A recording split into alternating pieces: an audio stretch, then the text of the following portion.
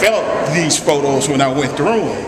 And I started getting this emotion about myself. I'm like, Jesus Christ, so I was telling John, I actually went through each phase of this. Yeah. So what kind of made you come up with this? Exactly that. It was my experience coming home. I mean, like right away when I got home, you know, this is basically what I went through. And I didn't really know how to express that very well when I first came home. I mean, I just like completely shut down. So I got home in January of 2006, and then I didn't make this body of work until I think it was October of 2010. So, you know, almost 5 years that it took for me to be able to get to a point where I could make that work.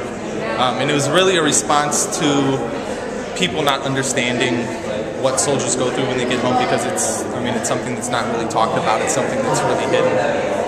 And something that really hit for me was the title of the show, Radical Vulnerability, just because, you know, we're taught in the military to suppress any kind of vulnerability, anything like that. Weakness is something that, you know, can get you killed in combat. And then there's also the ego side of it. You know, you want to be a man, you want to be tough.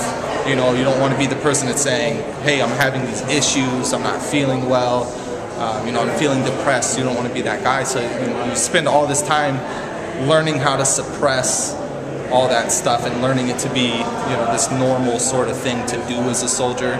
And so that's why I like the title of the show, Radical Vulnerability, because within military structure, to be vulnerable is something that's like really radical.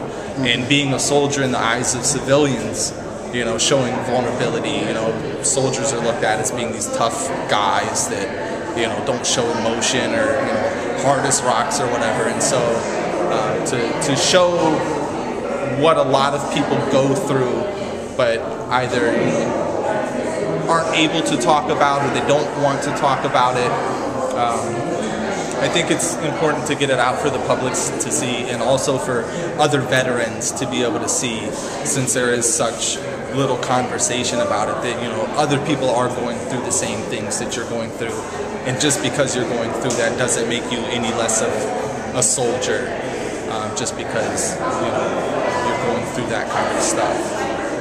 About halfway down to one of the end, that's